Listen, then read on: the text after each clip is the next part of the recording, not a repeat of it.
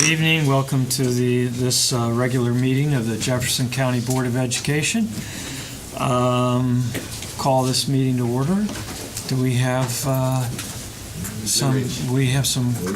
young students to lead us in the Pledge of Allegiance? Yes, sir. Excellent. So we have students from our local Girl Scout troops. That's how they were selected today. We have 4 troops being represented. Troop number 40389, 15033, 40205, and 40496. So I'm going to introduce each of them and have a little thing to say about them.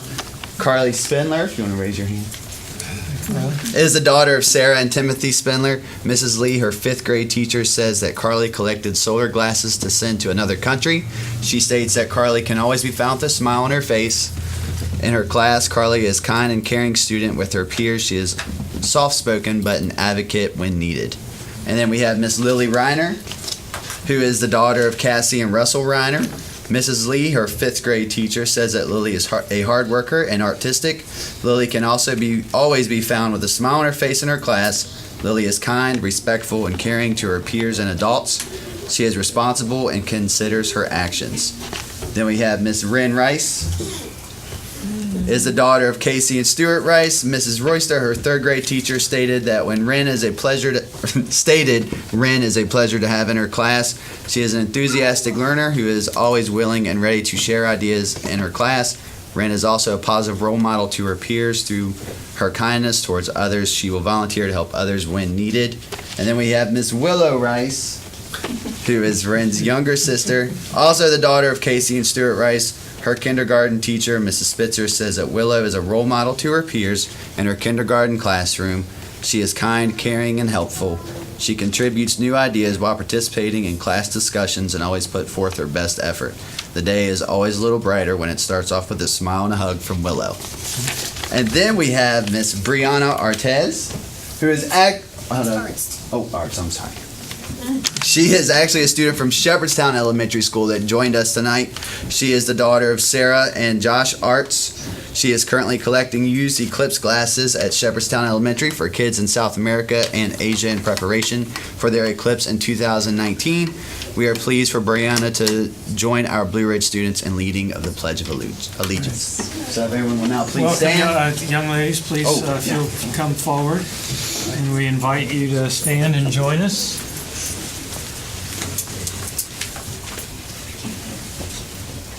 Please, come on up. And when you're ready, we will join you. Pledge allegiance to the flag of the United States of America and to the republic for which it stands, one nation, under God, indivisible, with liberty and justice for all. Well done. Thank you very much.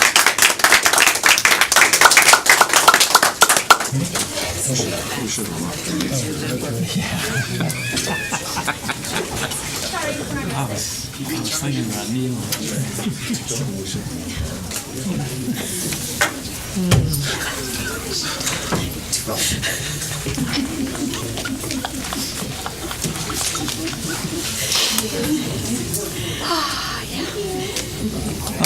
Madam Superintendent, next we would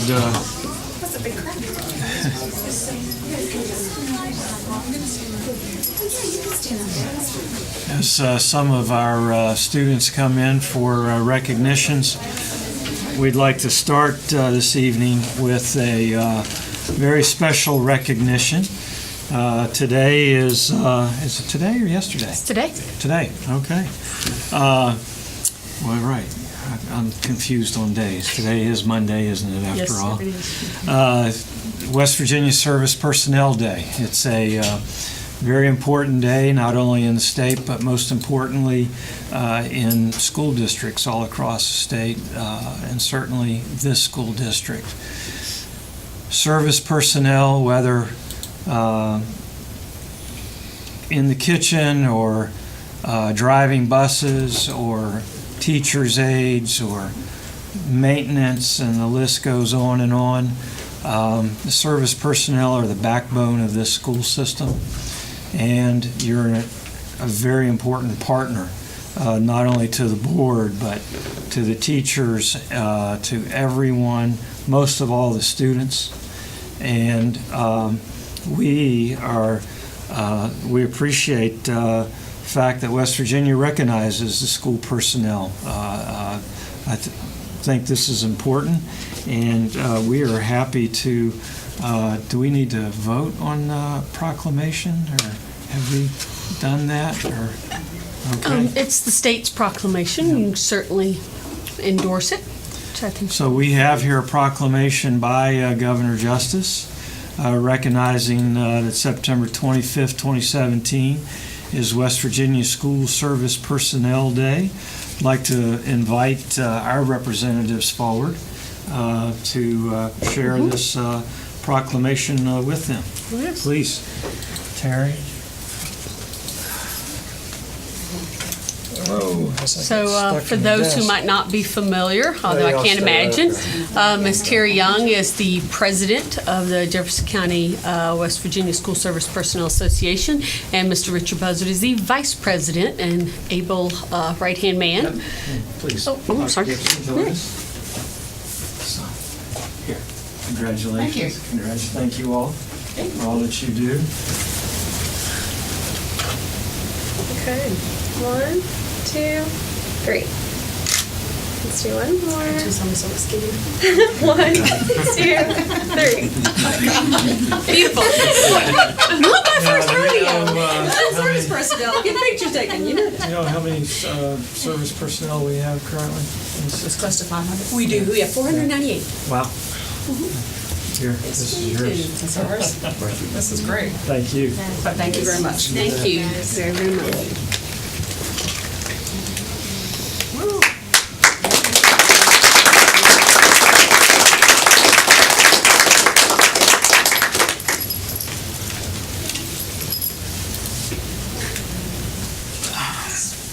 And now, for additional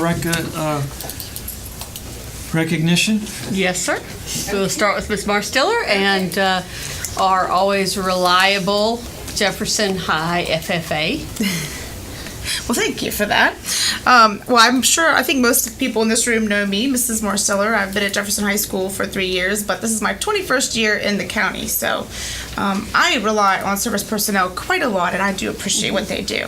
I'm here to recognize a few students, some of which came before you last May when we went to a national land judging and home site evaluation contest. And I just wanted to take a minute to let you know that they placed 21st in the home site evaluation contest and 23rd in the national land judging competition. And I have 2 of those members with us today, and that would be Cassie Hargis. Why don't you put your hand up, Cassie? And Kara Anderson. And then we had 2 others that weren't able to be here. I was like, okay, I got all my teams in my head here. Okay, yeah, Tori's not here. She's at cheerleading. And then the other one is actually in school. So we are also here because these students are going to be participating in the National FFA Convention, and they're all going to competition there. So in order to get to that competition, they've had to win at the state level, and then in some of their cases, then be also accepted by national to get to come and participate. So being a state winner doesn't automatically make you get to go participate at the national level. So we're really proud of them. And I'd like to start out with Helena Bridwell. Helena, can you step forward? Helena did an agri-science fair project on hydroponics.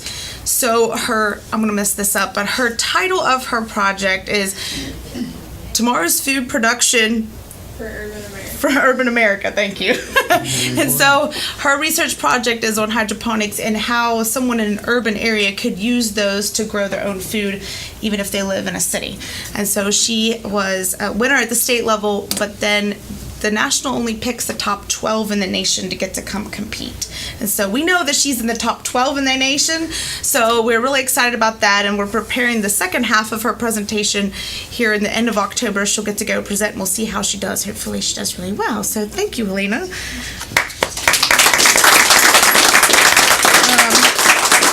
We also had a team that won the state farm business Management. I know they keep changing the names on me. Farm Business Management Career Development Event. And so those team members are Nick Chapman, Samantha Creamer, Molly Ott, who's not here, and the other person's not here either, right? Lucas, yes, because he's in college. That's why he's not here. He's at WVU. So they will also be competing at the national level in that contest. And I'll give them all their certificates here. We also have another team, Environmental Science and Natural Resource Career Development Event, who will be competing. That's Jameson Smith, Cassie Hargis, and Kara Anderson, as well as another member, who's Zach Savela, who's also not here. But we just wanted to take a minute and kind of recognize them for all their hard work. It takes a lot of work to win a state contest. So I really appreciate their effort. And I think Nick wanted to say a little something as well. Aside from the contests that we're going to compete in, our chapter as a whole, there are 7 every year. We fill out a national chapter award application, which is 22-page application that includes highlighted events and activities we do throughout the year. 7 are selected from the state, and we were selected again this year and ranked at national as a 2-star chapter, which would be in the middle of the national chapter. So we're really excited going to accept that award also.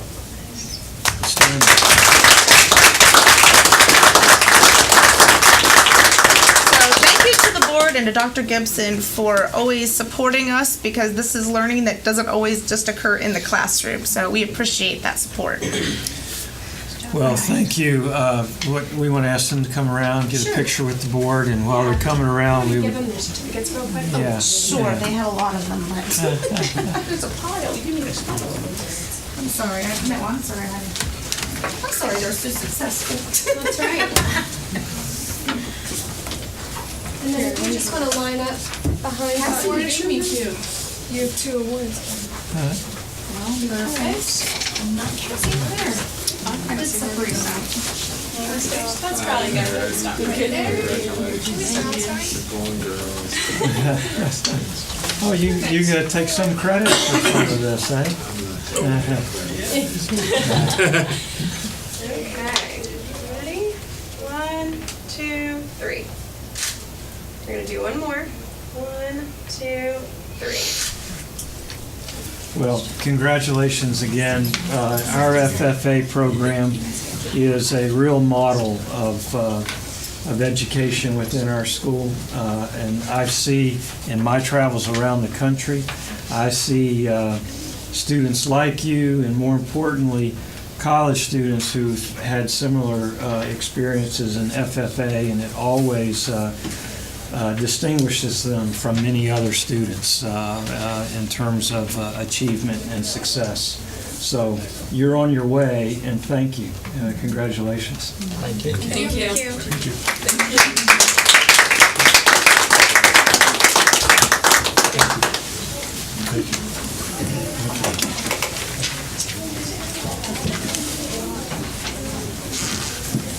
Where do you want me to stand? We've seen you before. A few times. There you go. Perfect.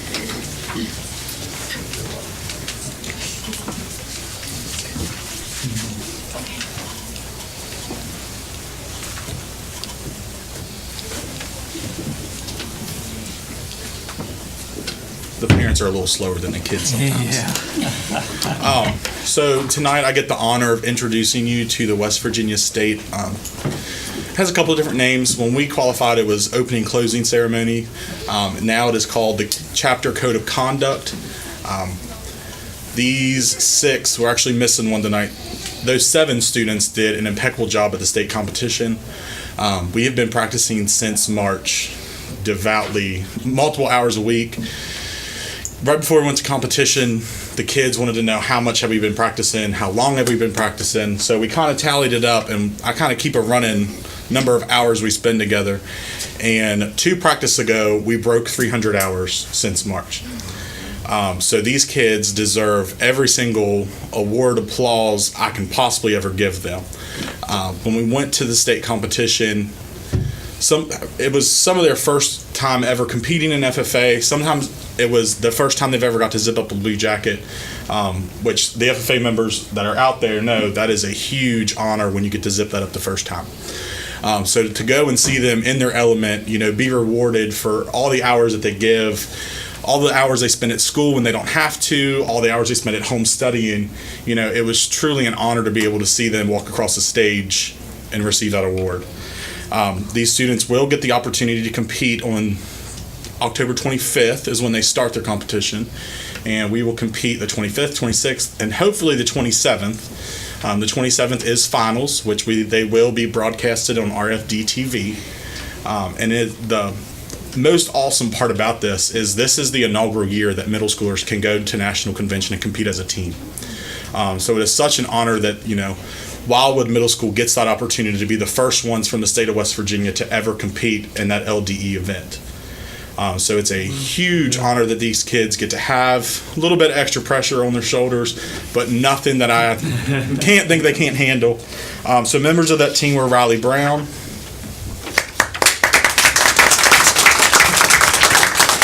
Andrew Chapman,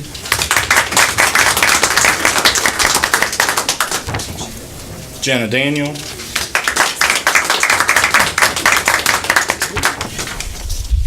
Amanda Lilly, Carter Schroyer, and Mackenzie Seal. All right. Thank you, guys. It sounded like a real live telephone. Oh, don't want to forget the cable. That's all right. You can leave me out. She just move over here for the evening, Ms. Kay. Get in without running over your toes. Okay, ready? 1, 2, 3. One more. 1, 2, 3. Thank you. I can't believe they're middle schoolers. It sounds like they're already prepared for college based on the number of hours that they know how to put in. I got their score sheets from States Back about a month ago, and we were looking through it. The whole contest is out of 1,600 points, and the kids dropped 15. So it's the highest score that the state has ever seen for that contest. So Well, hopefully that's good news for us. Thank you, guys. well, Thank we you. appreciate your leadership. That's 8 40-hour weeks. That sure is. Should I get my kids into that?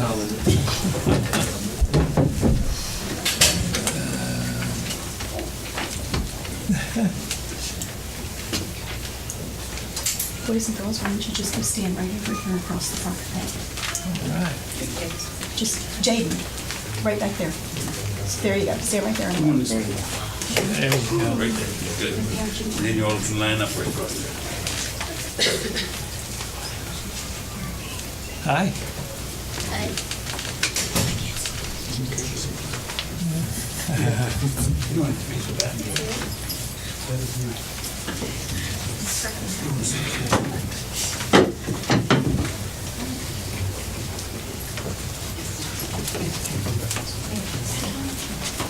Absolutely.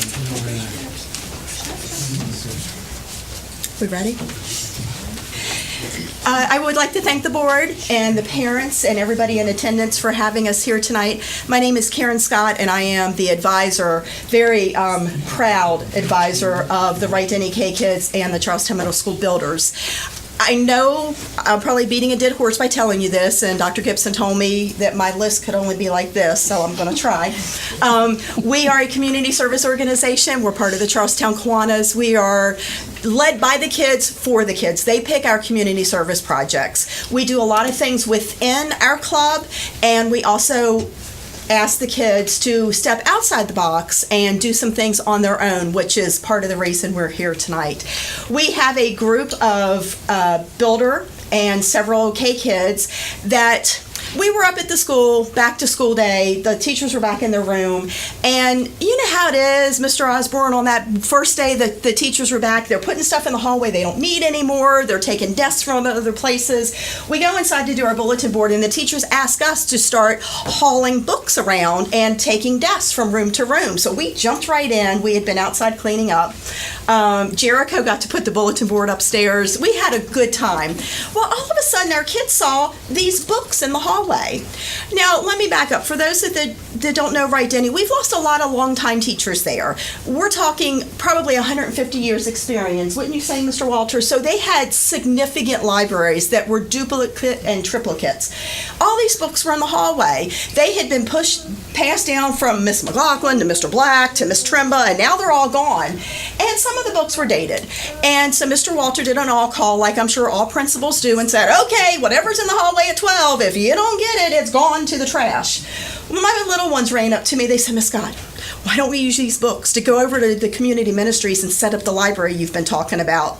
Okay, let's go ask Mr. Walter. So we went and asked Mr. Walter, and he said, excellent idea, but make sure that everybody gets a chance to get the books if they want them. So sure enough, we hauled how many boxes of books over? Like 12? 12? 12. And some of them are used and very not so gently used, and older books. But Bob Scheffner, the Director of Community Ministries, has been so happy with the library, and that's going to be our project this year. We're going to go over every month, restock, refill, put the holiday books up. We've gotten a lot of books from a lot of people so far for this. So our first group that we want to recognize are those that started the library. So to that end, we have Jaden Dyer, who is representing Charlestown Middle School. So if you want to go over and get your certificate from Miss Knott.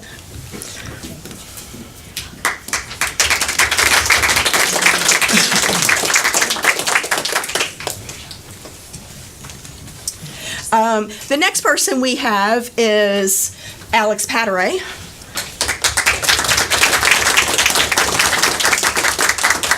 Alex is a 5th grader, and she's our president this year. Our next one is her sister, Samantha Patteray. She is our 4th grade representative this year.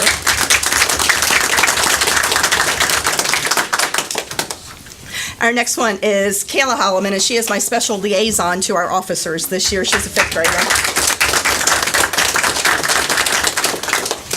And we have Melanie Nolasco.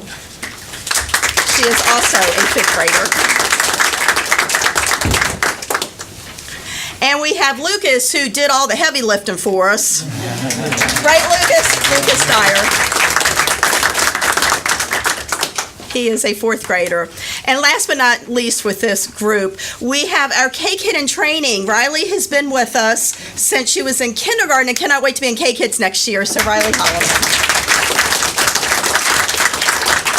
She is in 2nd grade this year. Okay, and if that's not enough, because I could go on about these kids, and Dr. Gibson's like, no, stop. We also have 4 who, as soon as Hurricane Harvey hit, they said, Mom, we need to do something. So the Patterays and the Fishers, along with their moms, decided to collect things for Hurricane Harvey relief. They're only focusing on Hurricane Harvey now because the Fisher mom, Parita, has a contact with the Coast Guard and with FEMA. So they've actually collected personal hygiene items, and they've put them in bags, and we have how many bags full, girls? 50. 50, okay. We had boxes, and the boxes are still up, right? At Skipper's, at 4 State Realty, at Wright Denny, and Panera. So if anybody has deodorant, wipes, anything you think they can use, please, Parita is still gathering those up. So we want to recognize these girls for stepping out of our K-Kid box and helping the community.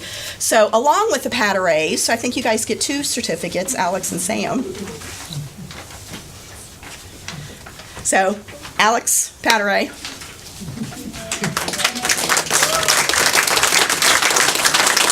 And Samantha Patteray.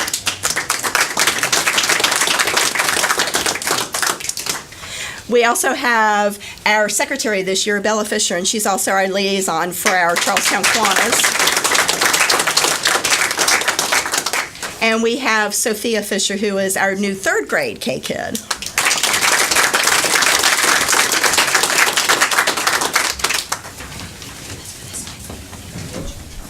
Thank you all so much for having us. Come on in. Yeah, you might need to go a little bit. Let's squeeze in here. Yeah, now everybody's in. Make sure Riley's in the front. Riley, get in front of Bella. There you go. All right, Sophia, scoot down. There you go. Okay, that's perfect. Everybody, hold up your certificates loud and proud. Okay. That's what, yeah, don't show your face. Okay, 1, 2, 3. All right, one more. 1, 2, 3. Perfect.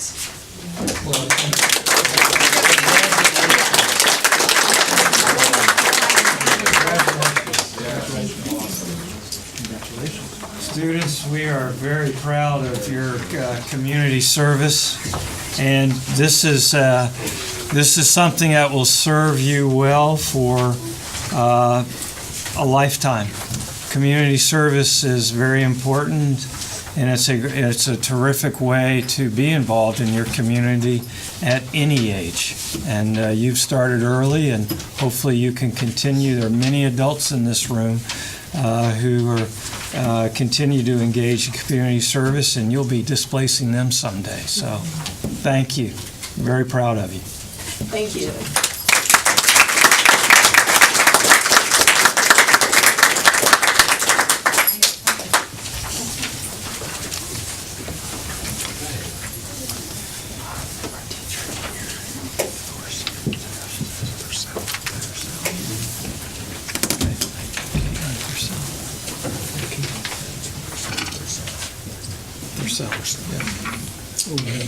Do we have any others? Yes, sir. We are at Awesome. the portion of our evening where after we Oh, recognize yeah. all of these We have our fantastic Jefferson kids, Spirit then we Awards. recognize the service and professional personnel Awesome.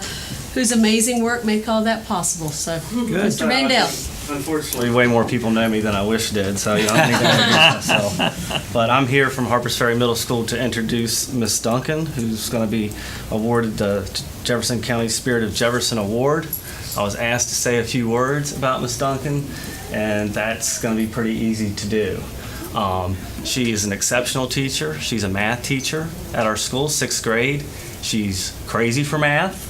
And I mean that literally. She's psychopathic about mathematics. She has unending energy and enthusiasm for what she does. I can recall when I used to have to go back and observe her more frequently when she was a younger teacher. I'd go and sit down to do an observation, and I hated it because she's firing off math questions at me. And I'm like, stop it. But that's just the overall enthusiasm that she has. The question is not what she does for her school, it's what doesn't she do. She is our math curriculum team leader. She's a cheerleading coach. She serves on our leadership team. She has served on our LSIC team in the past. She runs our math SPL group and does an outstanding job with it. She's completely and totally dedicated to Harpers Ferry Middle School. And as a former alumni like myself, that's where she chose to find her way back to teach. And I'm very blessed. Our students are very blessed to have her. But the most outstanding thing about Miss Duncan is her ability to connect with the students. And it's that ability that sets her apart. And I'm just, when I still brave my way up to her classroom to see what she's doing, I'm just always in awe. And I always try to show her off whenever people from the county office show up. So if you ever want to see an outstanding math teacher in action, this is your lady right here, Miss Jennifer Duncan.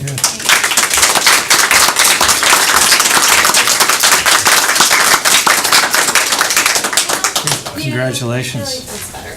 How are we doing? Run back. Yeah.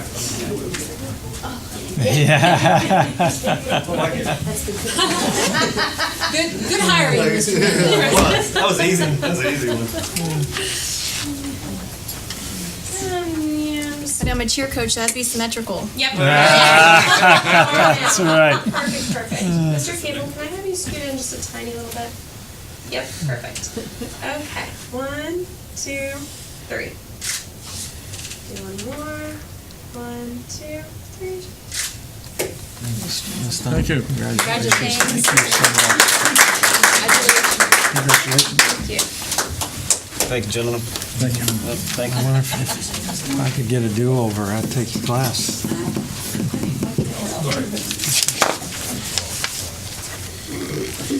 For service personnel, it being a Service Personnel Day, it's great to have our custodian out at the bus garage, and she's been a whole lot more than that for us. She's one of those people that's always part of the team. And being part of the team, Buzz said, I want to try if we can make sure she gets this award. And I said, well, fill out the paperwork, and there you go. So she did a great job, and she's wonderful, and we love having her. Well, I guess this was about 3 weeks ago, Superintendent, and Ralph come in my office and said, started talking to me about things that's going on, and I said, we have a custodian here that does a real good job.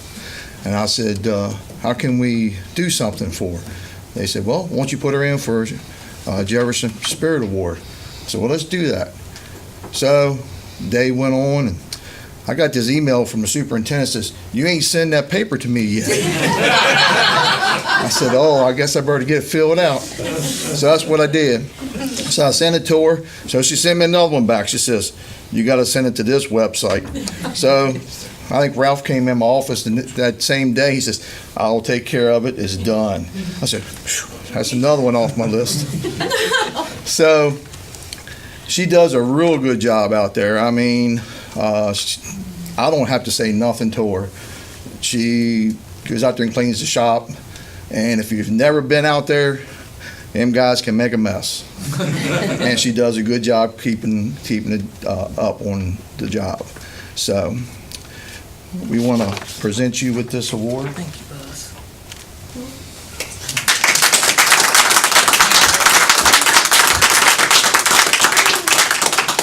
Despite Mr. Buzzard's joyous, elevated presentation there, one of the wonderful things is, yes, Mr.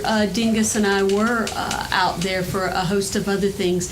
And while we were out there, and again, we have 8 bays in that garage, and they are making a hot mess out there every single day, more so than any other location that we have in this entire school system. And without complaint, without a word, and with a smile on her face, she was going right behind them. We were probably there for maybe an hour, going in and out, having different discussions, and that place, I swear I don't think she let dirt hit the floor. It was one of the most impressive things that I've ever seen. That place is spotless. It's a shining jewel of a facility, and folks who care about their job and do it with integrity and with joy, that's exactly what that means. You are a role model and example. So thank you, ma'am.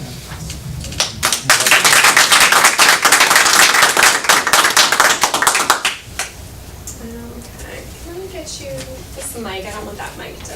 Okay. Perfect. 1, 2, 3. One more. 1, 2, 3. Congratulations, and I mean, for putting up with this. I want to see you in my office. Yes, sir. I'll be there.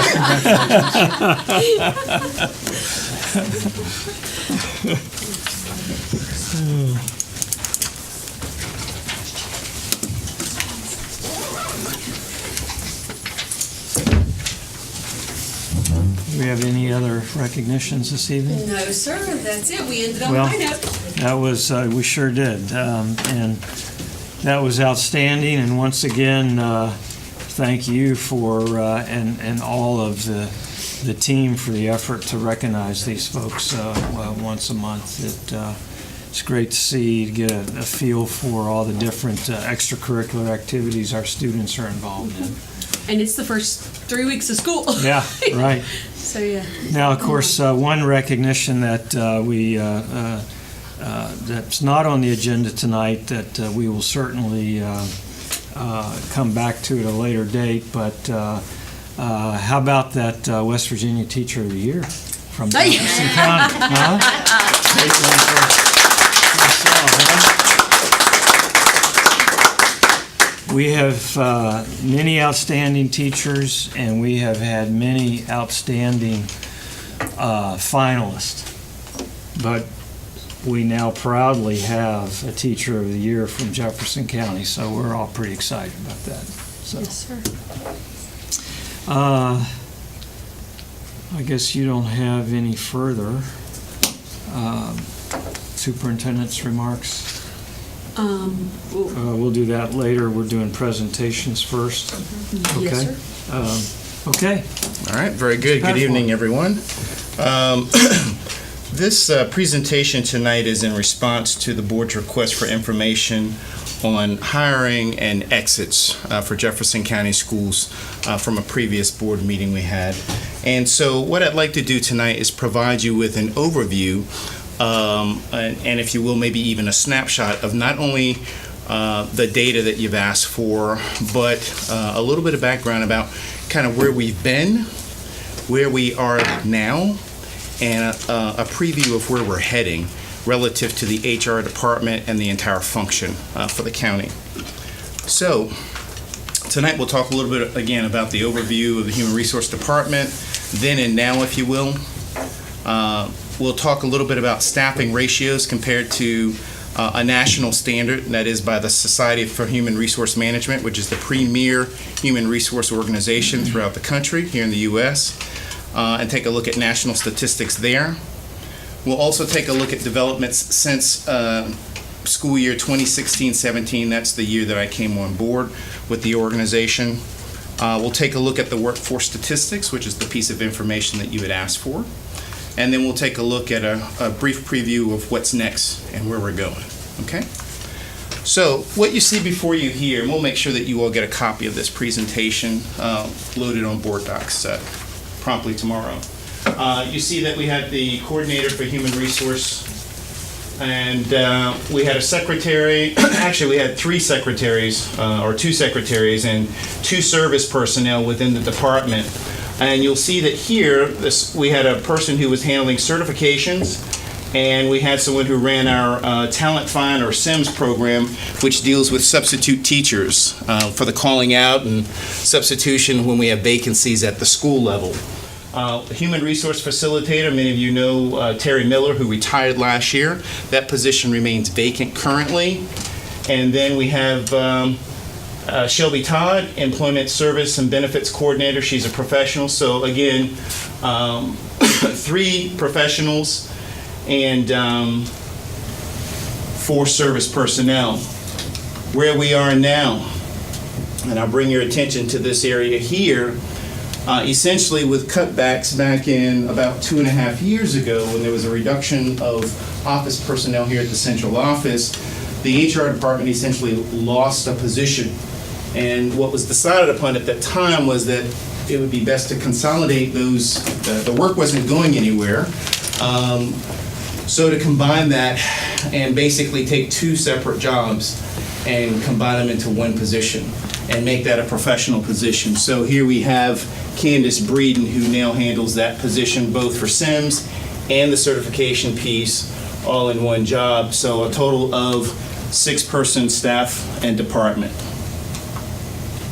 All right, so national staffing ratios per the Society for Human Resource Management suggest that there are various size organizations, and basically what you're looking at here is a chart that ranks organizations by size between 1 and 250, considered small organizations, 250 to 1,000, mid-sized organizations, and organizations from 1,000 to 10,000, and those are considered large organizations. Now, for this particular study, which was published in 2015 by the Society for Human Resource Management, all organizations that exceeded 10,000 employees is excluded because they were underrepresented from the sampling and also would have a tendency to skew the data. So what you see here are moderate to small to moderate size businesses ranging up to 10,000 and no more than that, okay? What I'd like to specifically point out here is that that national ratio is 1.03 FTEs, or basically one person, for every 100 people in an organization. That's the national standard across the board for that target pool here that we've talked about, 1,000 people or more. And we'll talk a little bit about what our numbers look like when we're in that spot for Jefferson County Schools. But it's important to note that the current ratio for Jefferson County relative to that national standard is half of what that is relative to that national standard at one person per almost nearly 200 people. Okay? So let's talk a little bit about some of the developments since 2016-17 school year. Back then, We had, about 2.5 years ago, we acquired an applicant tracking system called SearchSoft. And that was through cooperation with our consortium in the RISA 8 region. And so we share expense with some of the other counties in our RISA 8 area. There are some limitations to that consortium in terms of what we can do with that system relative to the cooperative agreement. But the good news is that we get to have shared costs.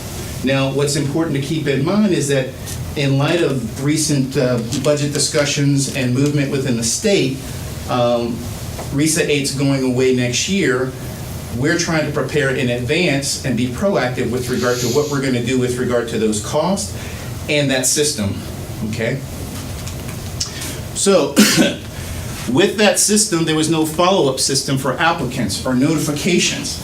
So essentially what you had was a repository. People would submit applications, they would sit, and then what would happen is people would print those applications out and disseminate reams of paper throughout the county and have a pen and paper process for interviewing, okay?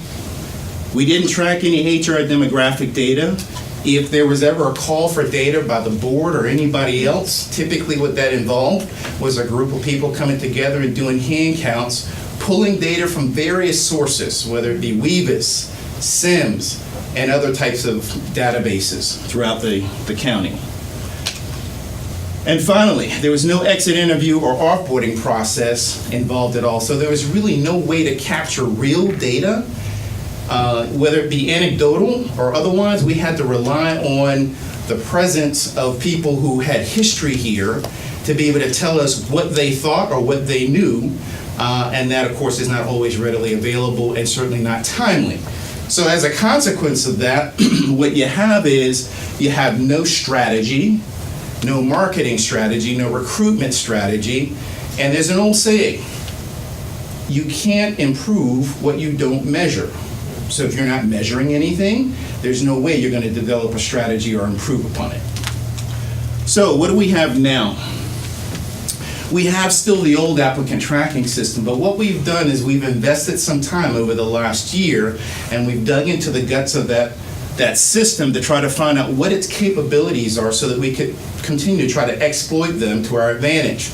And so as a result, we are now able to set up systems where we can reply when people apply to a job and at least acknowledge them.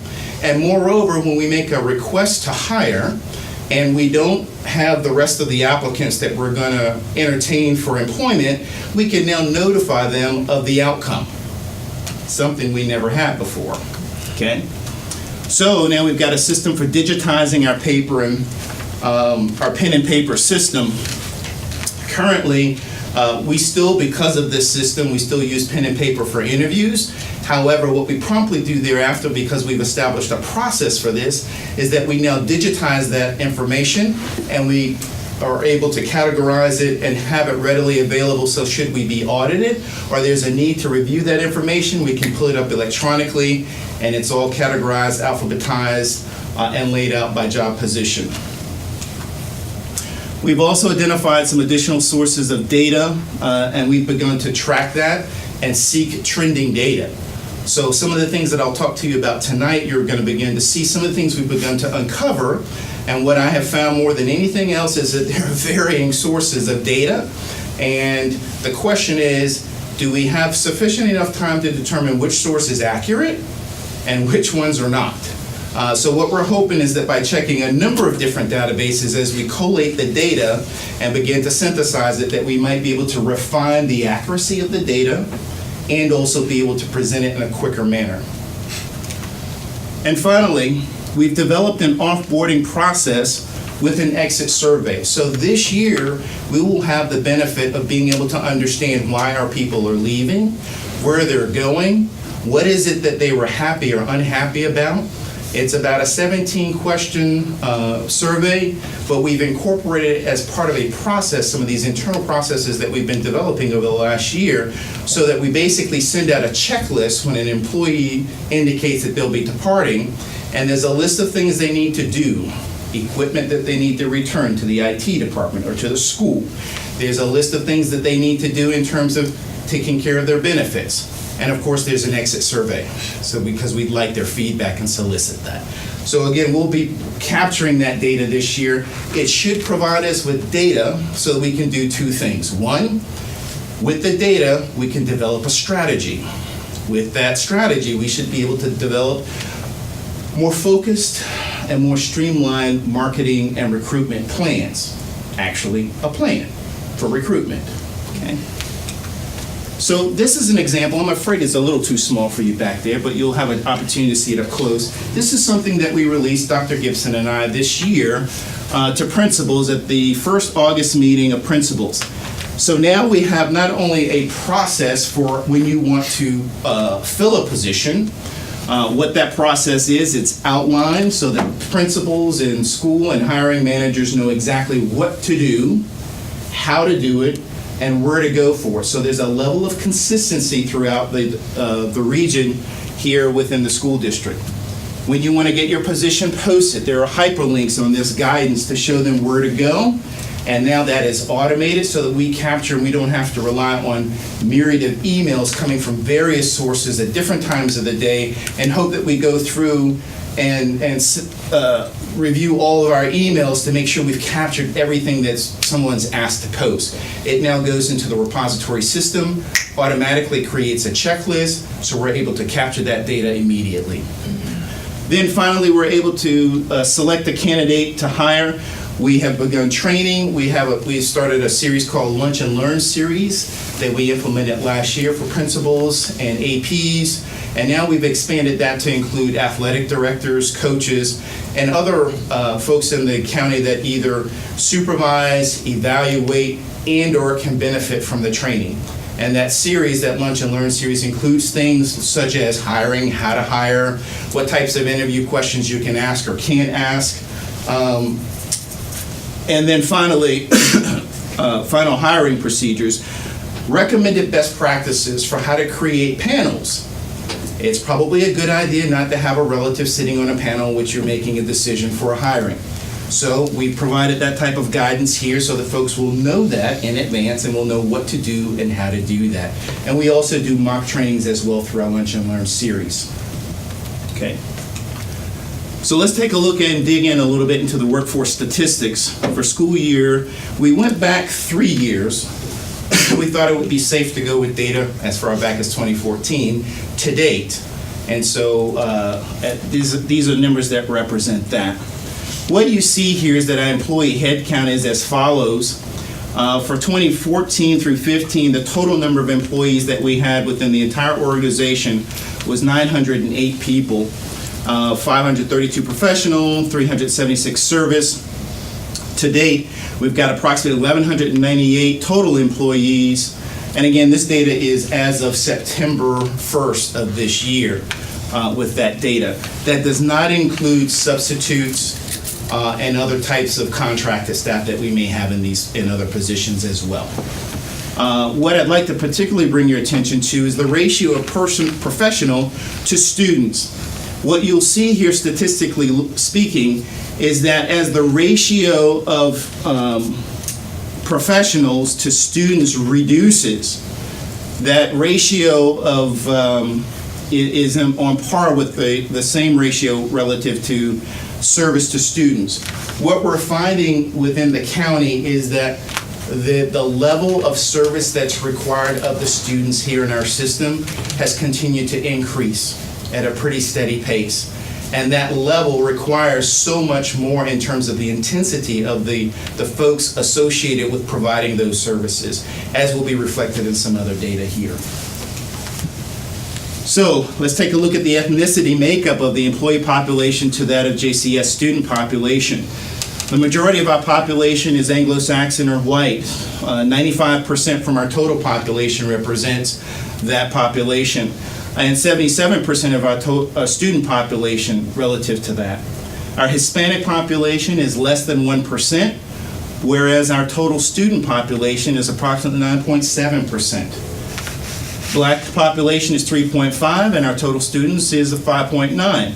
Not a bad ratio. It at least appears that we're heading in the right direction there, but clearly from this chart we should be able to tell where we could probably use target marketing with regard to recruitment.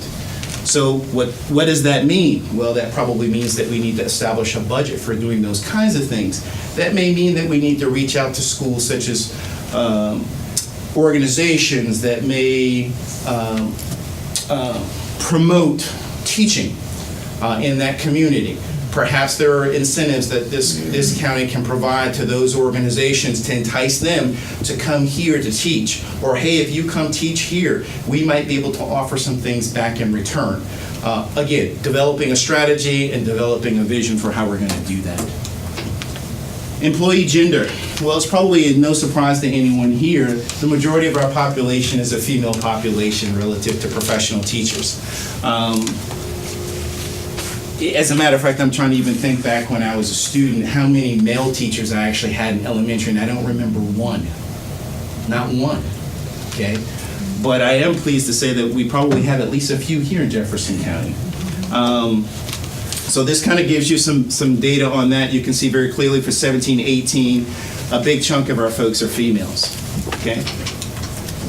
Now this is an interesting chart here. What it does is it breaks out our age group demographic for the county. As you can see, nearly 30% of our population is between the age of 50 and 59. That's a pretty significant chunk of our population. In addition to that, if you take a look at 60 to 69, we've got 14%. And believe it or not, 2% of our population is over the age of 70. Okay? So if I took these three pieces of the pie alone, what that tells me is maybe from a marketing perspective, we should be doing something to take a look at how we replenish that pot. Because as the population continues to age out, that means retirements and all those types of things are pending. So what are we doing with regard to backfilling those positions? What's the strategy? And then we took a look at tenure, professional versus service. As you can see, the biggest chunk of our folks are here in the 0 to 3, probationary employees, new employees. But as you can see here as well, almost nearly 100 of our employees on the professional side have 20 plus years or more. And as you continue to look down here in these large tenured years, you see that there are big chunks of people here again in this space that will be coming within that 5-year period of retirement at some point and will then be exiting the system. Of course, we want to know why they're exiting, where they're going, if they're going to truly retire or not. Okay. All right, let's take a look at some insights on recruitment for the school year. So one of the questions that your president asked was, what were some of the reasons for the postings that we were having, and where were people going? Were they going across the state line? Were they going somewhere else and transferring within the county? So this gives you a little bit of breakdown here. Approximately 1% of our population actually died this year. Okay. In fact, we had a family recently where a husband and wife died all within like a month's time recently here in Jefferson County. A very unfortunate situation, but those are things in the reality of a large workforce that we do experience, unfortunately, sometimes. 32% of our population are new positions. And then for here, I group these in terms of terms. We're considering them terms. If someone resigns, that's a termination from employment. If they retire, that's a termination from employment. And if we provided them an opportunity to go find joy somewhere else, that's a term. We have transfers as well within the county, and typically sometimes that might be that they transferred to another state and took a job there as well. And then, of course, these are created by vacancies, and we made the assumption with regard to this that the vacancy was created from a previous year as a result of a retirement. Okay. So the types of postings and locations. As you can see, again, I emphasize that our staffing requests are driven by student need. There have been an increase in students with highly specialized needs, ESL needs, and in poverty specifically. Special education in the elementary school space is by far the fastest growing segments within the county. And as you can see here, the list of jobs and the postings that we had for administrators, analysts, chair. And if you're wondering what chair is, that's like a department chair. And this actually happened to be the SPED, special ed chair. that was replaced because she retired this past year, so we captured that as well. Counselors, nurse, other professionals, but clearly you can see here that special education is 17% of that population of those job postings, and nearly 65% is obviously teachers. Job location, again, a big concentration of it here is in the elementary school. 50% of those jobs were strictly for elementary. Okay, pretty astounding. And then this is just another graphic to show how significant that is relative to the scale of that separation of those jobs across these thresholds within the system. And then finally, well, potential retirement in the next 5 years. What are we looking at? Well, we took a look specifically at those that had 20 years or more and or that might become of age for retirement within the next 5 years. And within that, 7.5% of our population will be eligible for retirement. So the question is, what are we doing now to prepare for that? And what is the strategy that we want to employ to do that?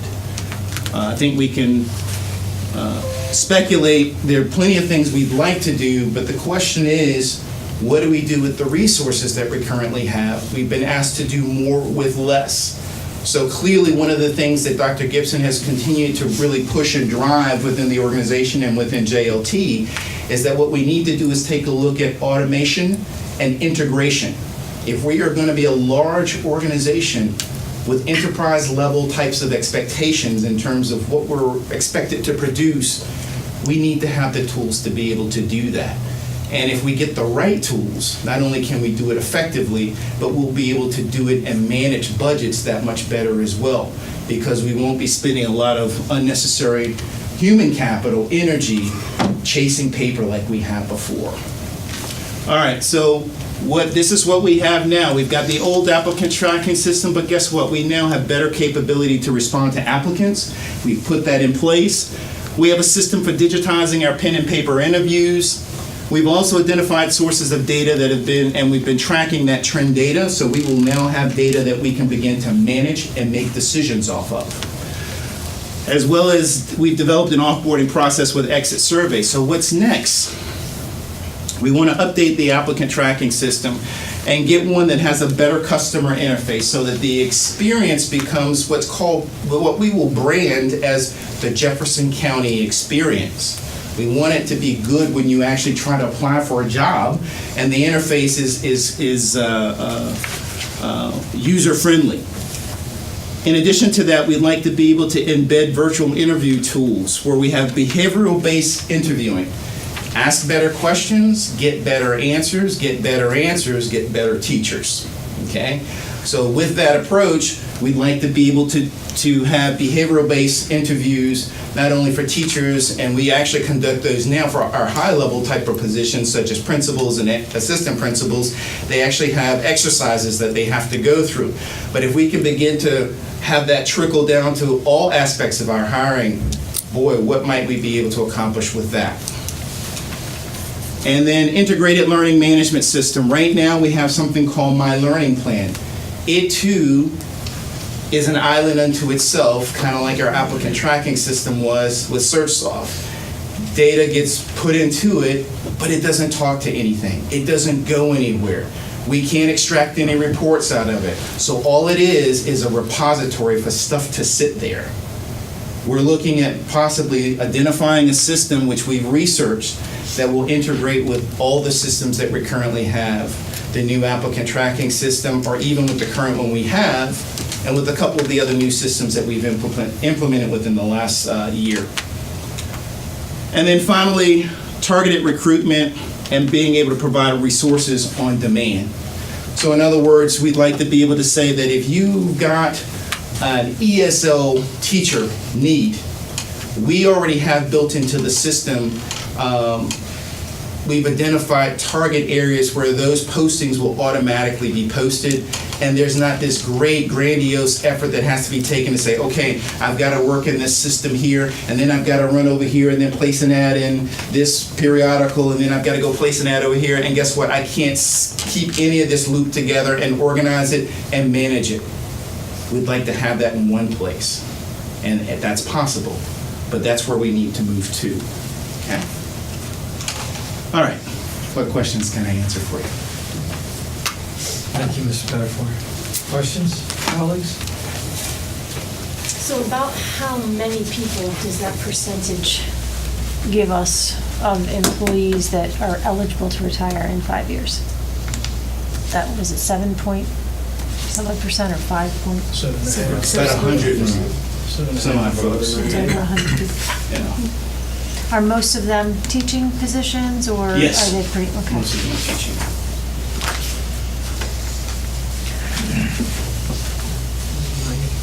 Positions.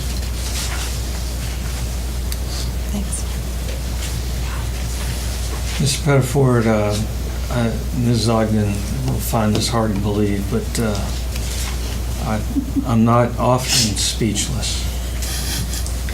And I'm not sure what makes me more so. The then or how far you've come to the now.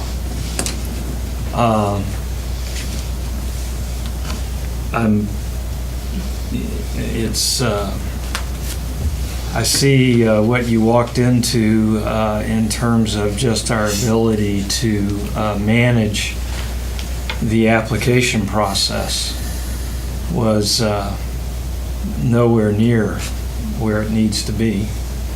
It would appear that you've, and your team, and a shrinking team at that, are making tremendous progress at moving this into a human resources that emphasizes process, emphasizes best practice, recognizes the need for training, and gathering the data so that we and the superintendent and others can make strategic decisions that need to be made.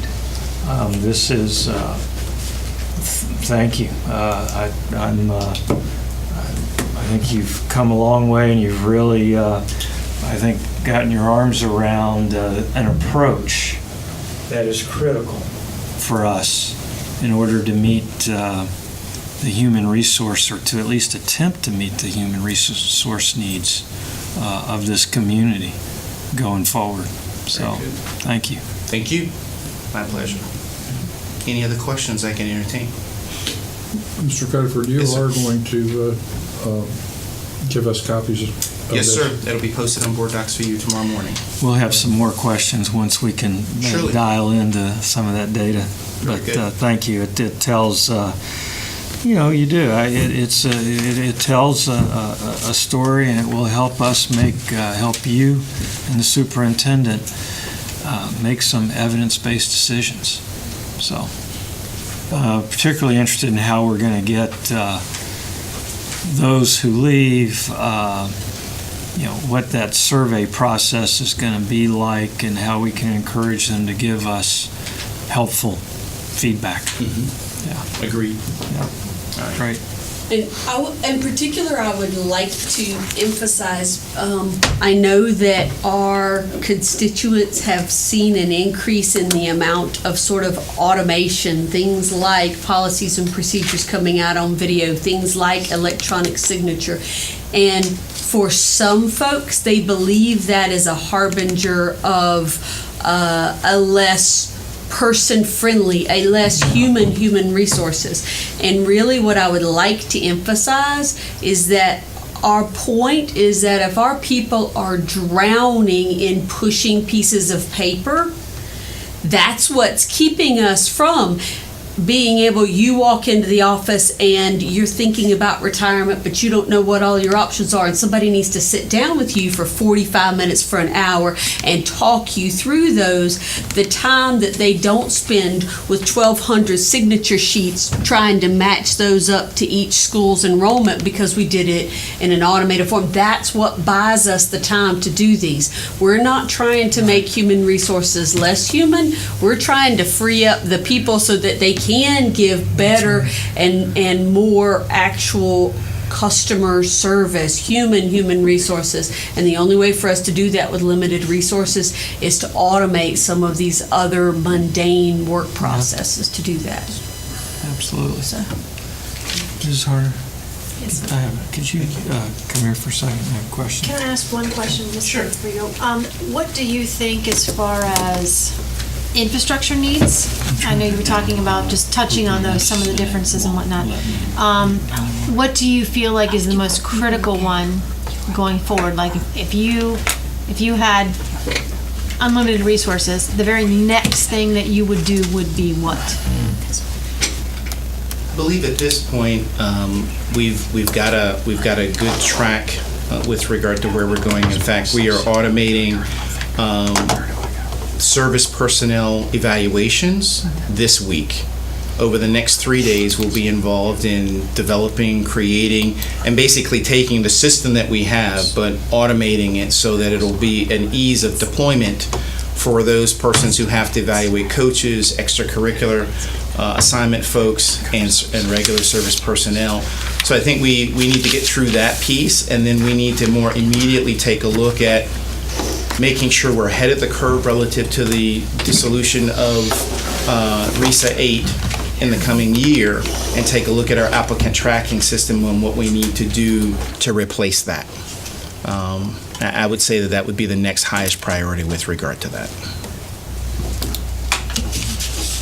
All right, thank you very much. Thank you. Now, Madam Superintendent, I believe we're going to hear from the most famous voice in Jefferson County. Mr. White, you know, it's, you know, with you could be the, what was that guy that retired from the Dos Equis commercial? The most interesting man in the world. That's you. Yeah. Well, I get that question all the time. Who is Thomas? He's like a phantom. Right. Yeah. President Sudduth and members of the board, thank you for allowing me to come in and take just a little bit of your time this evening. The purpose of my presentation tonight will be to give you a little glimpse of how we did this summer with our secondary summer school program. One of my responsibilities as the coordinator of at-risk programs is to oversee that program and manage it and make sure that it runs smoothly. So as we get started here, the first thing I'd like to talk to you about and point out is how we did with enrollment this last summer. And I took the data back to last year, where you can see that we had 144 students, and that number is comprised of those that were there only for credit recovery. This does not include students who were there for original credit like health or PE.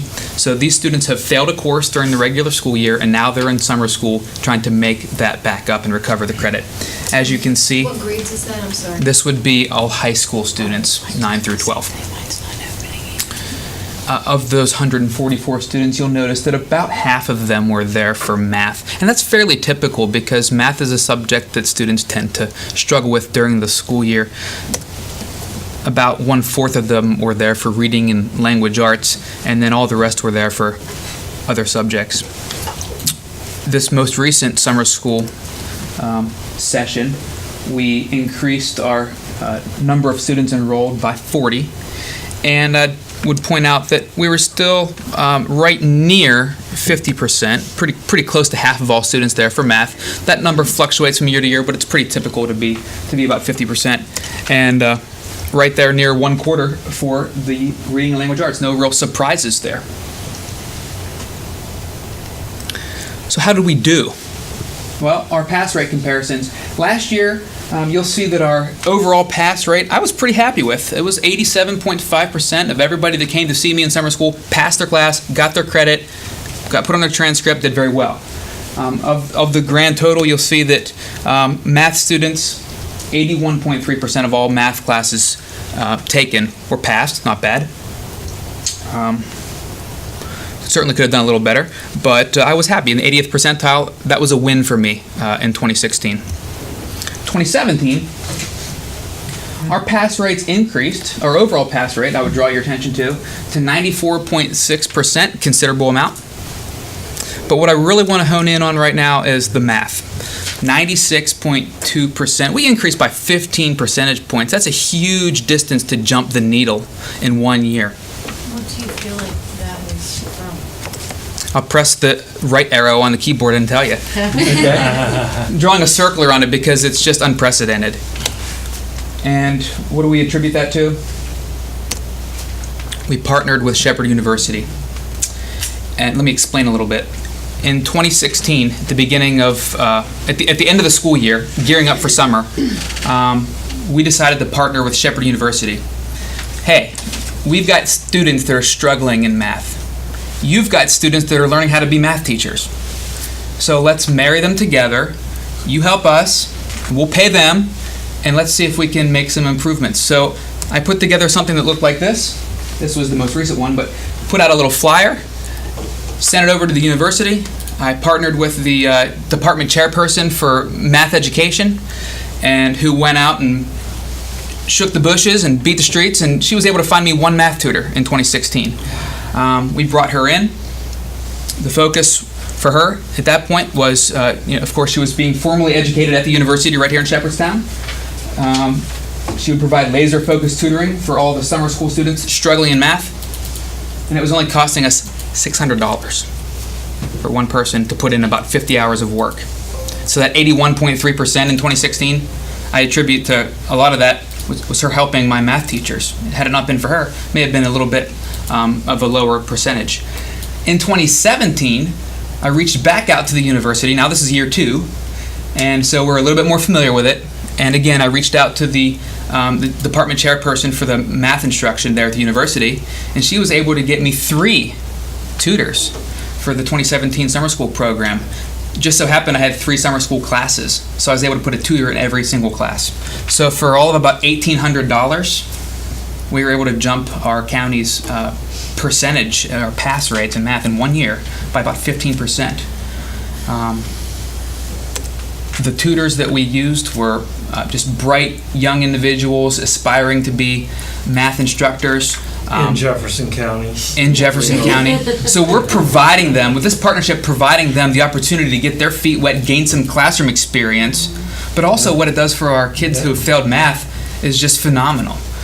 So it's really a win-win, and we're getting a lot of bang for our buck. So in summary, the secondary summer school program was just a huge success this year, thanks to our credit recovery teachers that I hired, but also with those tutors that we've hired from Shepherd University. And so we'll continue to work with the university to get tutors and also to track our achievement levels for the summer school program.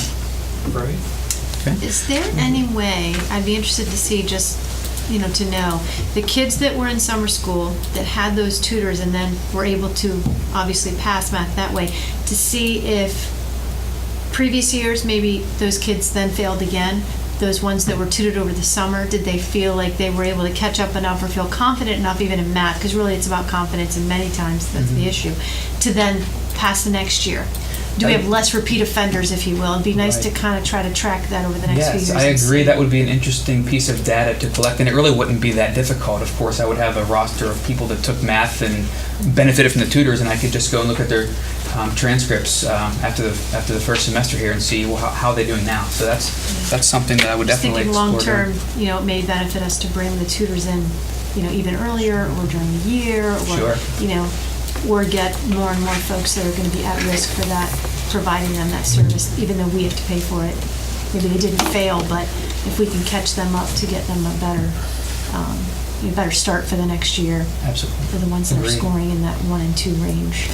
Although we don't know how we'll measure that now with a different test, but time will tell. But yes, you're right. It would be an interesting statistic to track. Okay. Thanks. Other questions? Have we thought about doing this in other subject areas as well?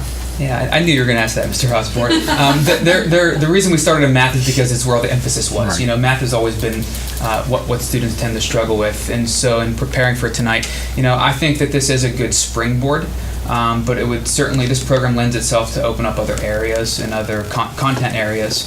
So, take a look at the next one on the list, probably the English and Language Arts, to bring tutors in. And we would certainly explore that option with the university. I'm sure they'd be more than willing, now that we have established that relationship in the math. Other questions? Mr. White, so the difference in the enrollment, the increase in the enrollment from 16 to 17, do you think that reflects overall enrollment in the county, or something else? There were a couple of factors I would attribute that to. Yes, the overall enrollment, more students equals more students who are also needing summer school. In addition to that, we just worked really hard in the attendance department to go after and find the kids that needed it. Some years, and I would almost hesitate to share this with you, but I will be very candid, you sort of relying on the guidance counselors to say, hey, I think this kid might need to go to summer school, or, incumbent upon the family to say, we failed, what do we do now?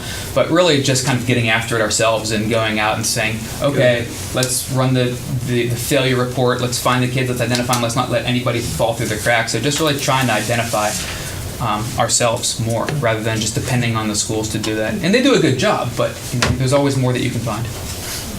And that last year's ninth grade class was extraordinarily large. It was one of the largest ninth grade classes we've had in years, and that tends to be when children struggle when they first go in high school math. It's a tough transition. It is a tough transition. And thank you for your efforts with Shepherd. I often believe that they're a great resource in our community, that we struggle sometimes with how to best partner and interact with. And hats off to you for finding one way, and let's keep finding others. Thank you very much. I appreciate the opportunity to share. One more question I have, and again, just something long-term to look at. If we find any trends that, say we're talking about the ninth grade classes, do we find that there's a certain population that's larger than another that comes from another middle school? That maybe one middle school, I know, like Mr. Vandell was talking about his sixth grade math teacher, how strong she is.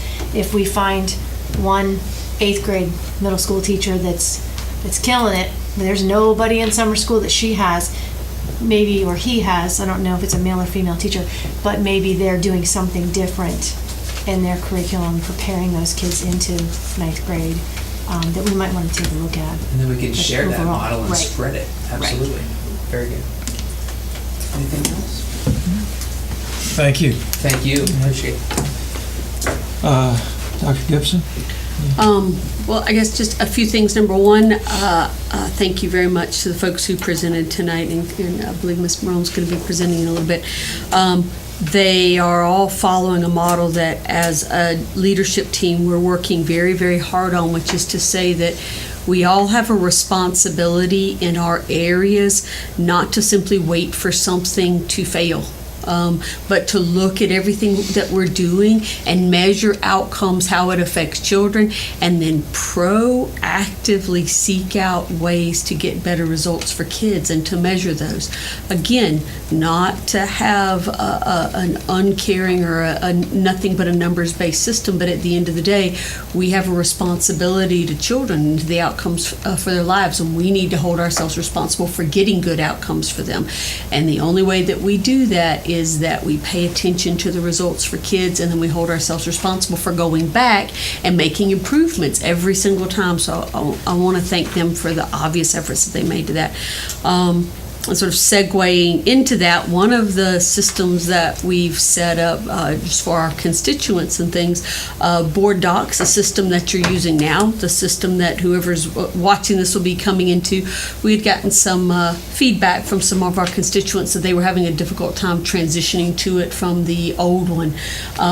And so we went back to Board Docs and asked them, some folks were having trouble finding archives and finding minutes because you had to actually click on a button to call them up to get them onto the screen. So we asked them to make some changes to the display so that it would be much easier. It's a little more cluttered, but for some folks they found that much easier to navigate. So we made those changes so that they would have access. And finally, I would very much like to thank Ms. Young and Mr. Buzzard for attending tonight for the West Virginia School Service Personnel Day. It's deeply appreciated. You guys do an amazing job of leadership and advocating for some very, very hardworking staff. So I really appreciate it. Thank you. Let's approve the minutes from the last regular board meeting of September 11th. Do we have a motion? So moved. Thank you. In a second. Any questions, clarifications, revisions? Hearing none, all in favor say aye. Opposed? Ayes have it. Citizens' comments, and Ms. Young, let me say that, first of all, I apologize if I've been paying attention. I wish we'd have asked you to go much earlier. But I appreciate you staying, and now the floor is yours. Okay, thank you. As we talk about all these people that might be retiring in the future, I am counting the days, the years really, but I'm hoping sooner than later. But for those people who don't know me, I don't know why. My name's Terry Young. Is there anyone here who doesn't? I am in my 17th year as being president of service personnel for Jefferson County, and I just want to say a few words to recognize a few people in this county. I am honored for the special day that we have for service personnel, but I think we have the best staff in this county. I think whether it's the transportation department with the drivers who make sure the students get to and from school, because that is the first and last person that child may see, whether it's the mechanics who make sure the buses and all the other vehicles are safe to drive, whether it's the maintenance department who maintain 21 plus buildings both inside and out, whether it's the custodian or the cook, because they're there first thing in the morning preparing the school and food for these students. Of course, we don't know if the students, it's the only meal they have that day. And I can assure you, whether it's allowed or not, many students get extra food that we know need it. Whether it is, the custodian that's helping the kids get in their locker or helping them pick up something they drop, or even just talking to them, they make a difference.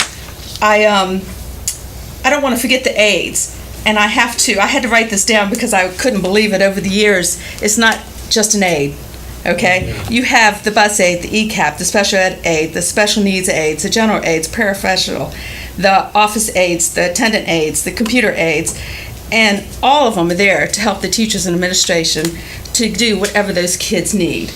I don't want to forget the secretaries and clerks in the office who wear many hats, not just to help the students and staff, but the parents. Because the parents are coming in the door, they want to know this, that, and everywhere else, and we have to be positive and be there for them. Many of our service personnel go above and beyond their jobs. Okay, I have, as Dr. Gibson said, I'm passionate about service personnel. Second generation doing this job. I went here to Jefferson County Schools. My kids went here. And yes, my grandchildren are going here at this time. And I want it to be the best, not just for them, but for all the kids in the school system, for all the kids to get the education they deserve in a fun, safe environment. And tonight proved what we can do, whether it was the teacher, the service personnel, or all those kids and what they've done. I mean, that's wonderful. And we keep encouraging it. And we need to keep encouraging it when they're real young and pre-K all the way up, because that is the students or the future of this county. And I just want to thank them, not me, not Buzz. I want to thank them for all they've done. I'm grateful for you all to give us the opportunity, but we have the best of the best here, and I will stand and fight this state all the way through to prove it. Good. Thank you. Thank you.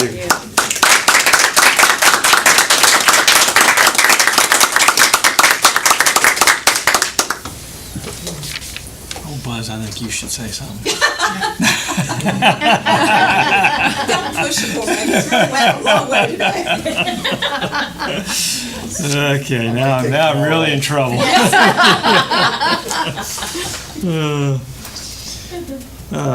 Consent agenda. No changes, sir. We have a motion So moved. and a second. All in favor of the consent agenda, say aye. Aye. Aye. Opposed? Ayes have it.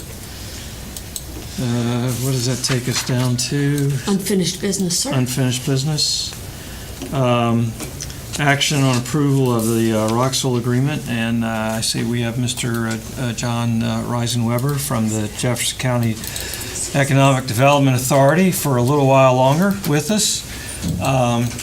Do we have a motion So moved. Second? and a second? Any questions?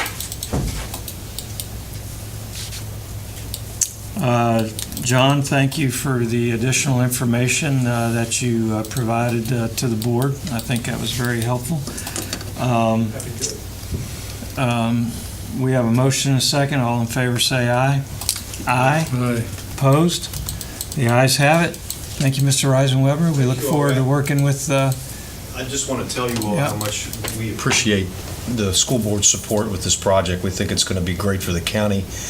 And I know none of us like the wrangling we have to do with some of the tax issues with our state code, but it's one of those unnecessary evils that we have to deal with. So thank you for your understanding of that and your support of economic development. I want to mention, I haven't sat through a school board meeting in a while. And as a parent of kids in a public school system, albeit in Berkeley County, I'm very impressed with what I saw today, from the FFA kids to the K kids, the service personnel, the HR work that's being done here, and the work that Mr. White does with kids that are struggling to get through. I'm impressed, and I think that bodes well for the future of the county. And I think the kids they may not realize it, but they're lucky to have caring adults like you all and all the folks that make this very, very large company work very well. I was very interested in the data that was presented. You know, you got 1,200 employees making sure that the kids get educated. That's a big company. It's probably the second largest company in the county if you were to run the numbers. And you probably have one of the largest budgets, too, of any corporation, if you will. Frankly, you do the most important job that any company in this county does in making sure that these kids are prepared. So I just can't thank you enough. I really enjoyed it. By the way, FFA, I'm very impressed with that. I sit on the Farmland Protection Board as a statutory member. I serve as the treasurer. We have one of the most successful farmland protection programs in the entire state of West Virginia. We've protected over 4,000 farmland acres in the county, and Liz Wheeler does a great job, and I see a potential partnership there with your FAA students and what Liz is doing, and maybe even some of the folks that have those easements. Those are in perpetuity, so that land will be saved forever. And kept as farmland and open space, and there might be an opportunity there for those students to work with some of the farmers in the community. I'm sure that's being done in some fashion, but we've got quite a program here in the county that I think could partner with what you're all doing with the FAA students. So you've just given us an interesting idea, given that we're looking at a new FFA developmental center at Jefferson High. We should get the Preservation Trust absolutely program involved in that. Yeah, I think Liz Wheeler's she does a great job, and I'm sure she would welcome an opportunity to work with you all on that. So. Well, it has been a pleasure to work with you. Thank you. Likewise. We look forward to an opportunity to wishing you well on your next move, but you've helped put Jefferson County and the Development Authority on the map. Thank you. It's a team effort. We see that in our classroom every day, our classroom. So, but that's a good thing. It's a little bittersweet for me. It's a good opportunity I have, and it's really was a tough decision. It's one of those where you kind of have to sometimes take a risk, and it's been one of the most rewarding things I've ever done in my professional career is working here, and I really enjoyed it. So I just want some paperwork. I know we're trying to reduce paperwork, and I'm adding paperwork. Mrs. Harner, I'm going to, we've got one here that needs to be notarized. That's the one that's going to get recorded, but I need you to sign them. You want me to leave with you, Ms. Harner, whomever? So I can slip back over tomorrow and pick them up. If you can sign them tonight, Scott, we want to get them over to, and then what we'll do is once Roxel signs them, we'll make sure you all get an original copy, and I'll make sure that the proper one gets recorded in the courthouse. I'll take that. And wait, I got one more thing. No, you're right. You can have all that. Okay. So thank you all again. All right. And we appreciate the support. You bet. Thank you, Keep up John. the good work, everyone. Thank you, John. All right, see you, Gary. Take care, everyone. Thank you. Unfinished business, Chapter 7 Policy Manual. Mr. Blanc. Yes, I'd like to say Chapter 7's is going to be finished business. We didn't get any comments. One thing, a couple of the high school counselors, I didn't put comments in, but they did give me the verbal comment where we said that we wanted to add the college as accepted students was one of our criteria. They made the point we should say students have been enrolled at the college or university, because accepted is a different meaning that the colleges look at a student when they're just taking one class as being enrolled, one or two. They're not really seen as accepted in any of the college programs, to use the word enrolled other than accepted. But everything else then looks good to go. And so have we made that change? Yes, sir. It's on 6.4, about your 5th page from the back or so. So I left the red markings on just so you can see what the final things that were out for comments. But then we put that out for as it's published, it will be a solid black document. All the red will be gone. Okay. Do we have a motion? So moved. Second. Thank you. Any questions?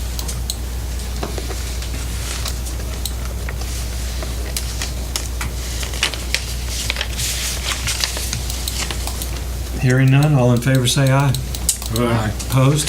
Ayes have it. Thank you. Well done. New business. New business, we have one half-time bus operator position that, very much like the last time was for Shepherdstown area, this one's for South area. It's for, people we have administratively moved. So it's an administrative move bus.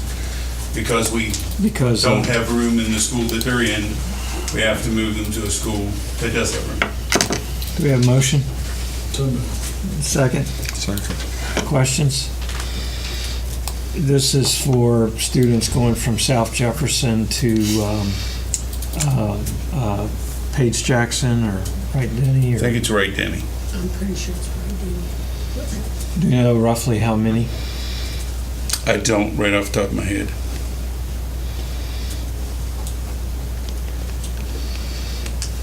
That's got to not be a happy bunch of parents. But, yeah. We haven't, again, the state sets those class size limits and does not allow us to stretch them beyond their maximums, which is unfortunate. No, we had, one of the redistricting maps would have moved some of those students, correct? Yes, sir, it would have. Yeah. And one of the original, however, in the many iterations of public comment before the board that made the decision not to include South Jefferson Elementary in that redistricting. And they are one of our, I will also point out that South Jefferson, just like South Jefferson, Wright Denny, Ranson, and Shepherdstown were all schools that were at 85% of greater capacity, so we allowed no transfers into those. And again, this year marks the first year of our process under that new policy where employees' requests for transfers will be due by December 1st, and we will publicly publish a list of schools during December and put out to parents of where they can request transfers into, and those will be due from parents by January 31st. Do we have many teachers now that we're paying the extra for extra students in their class? All of them. All of them. All Yes. of them? Yeah. Because the state sets two limits. The state will set a cap for kindergarten at 20, but say, oh, you can exceed that and go up to 23. We set all of ours at 23. We set them all at 23. We treat their max cap, their overage is our minimum because we're so full. We don't have classes where they have, except maybe one at North. Yeah. Like we don't have classes where we have the minimums. Is that for all classes, all grades? All kindergarten through sixth sixth grade, sir. After sixth grade, all bets are off. So There's no caps at all above After that. six, No there's caps. no limit. though, First, right? second, and Right. third don't have, they stop at 25. You can't go over in first, second, and third. right, There's no, that's what we're saying. oh, I'm sorry. But there's no caps. But there's no caps after sixth grade. There are caps in Right. kindergarten through sixth. Okay. We only pay overage for Right. kindergarten through third. We need to vote on this. All in favor of the halftime operator, say aye. Aye. Opposed? Ayes have it.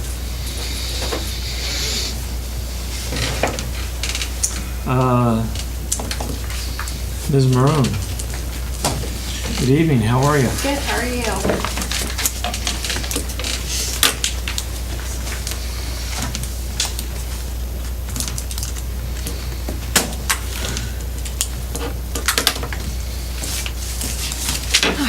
Well, you're about to tell us how we are. It's a good day all the way around. I have given the board 3 packets. This will be the last time I provide hard copies. Will be jumping on board docs like everybody else. The first packet is the presentation that I am going to review, which is a condensed version of our unaudited financial statements. Our unaudited financial statements is the really thick packet. It includes notes, it includes management discussions, trends, both district-wide and government-wide financial statements as required by accounting policies. And the last one is what we actually publish in the newspaper. So all 3 presentations are different versions of the same financial data. My presentation this evening is regarding our fiscal year, our previous fiscal year. We're currently in our fiscal year 18. We are going to discuss fiscal year 17, which runs from June 1st to July 30th in the school system.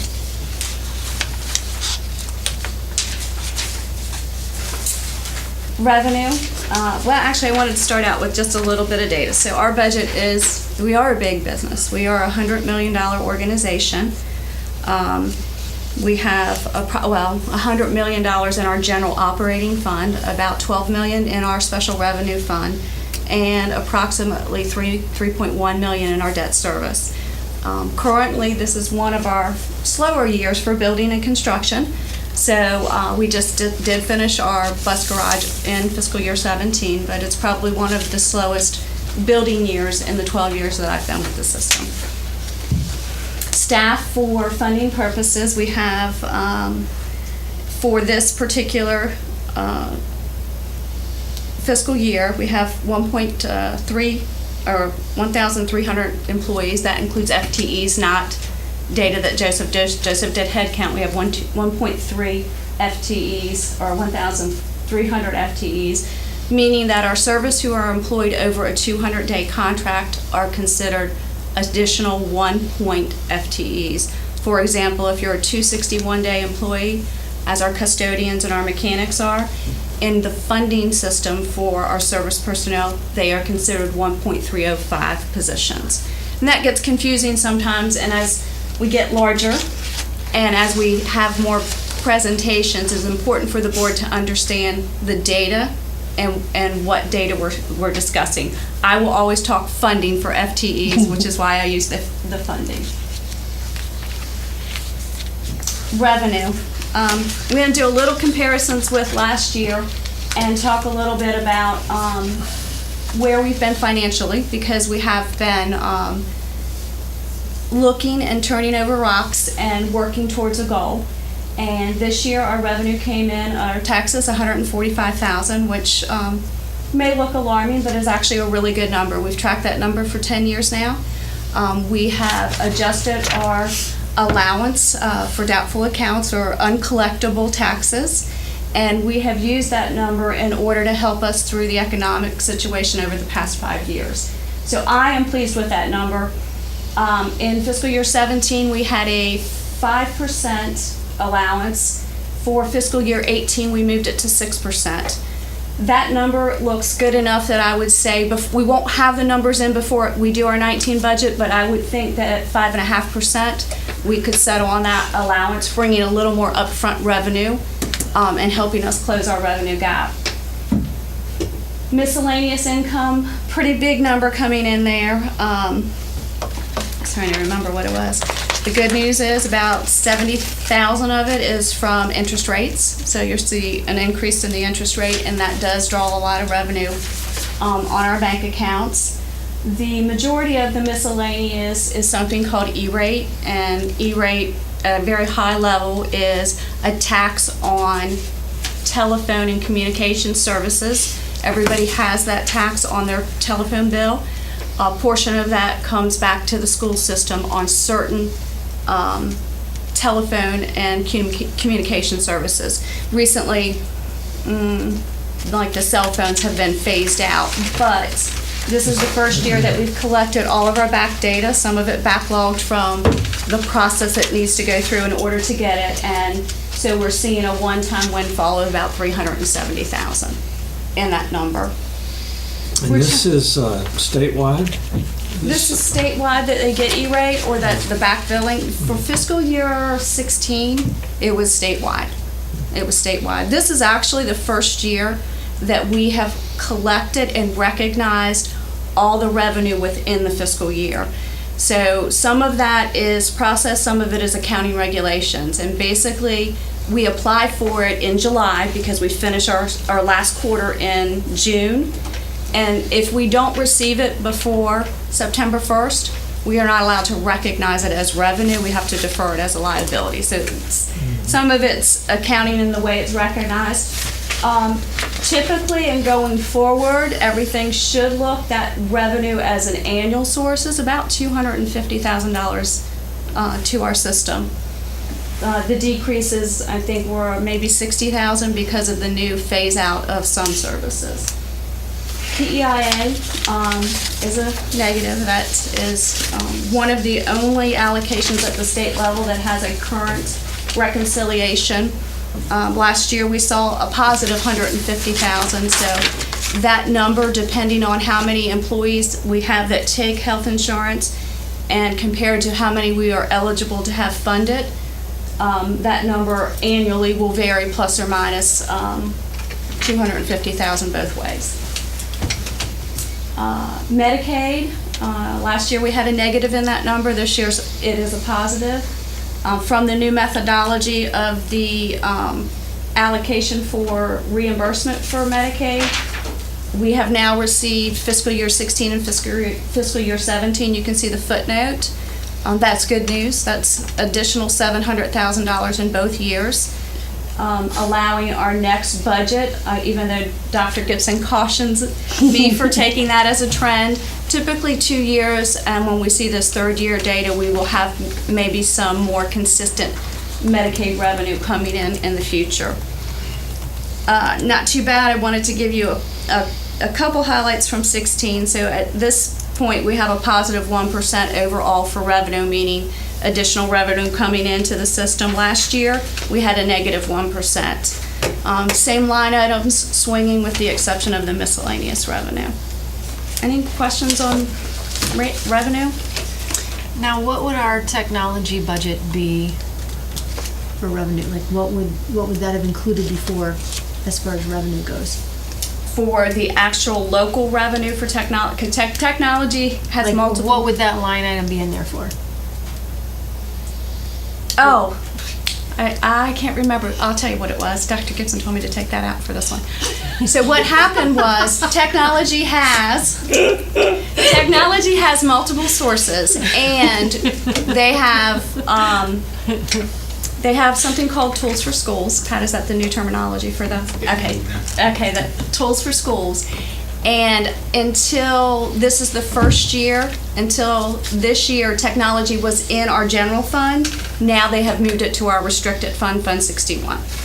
So that's one source of it. The reason it was in there in previous years is because it used to be in our general operating fund. They now fund Tools for Schools through Fund 61. Okay, perfect.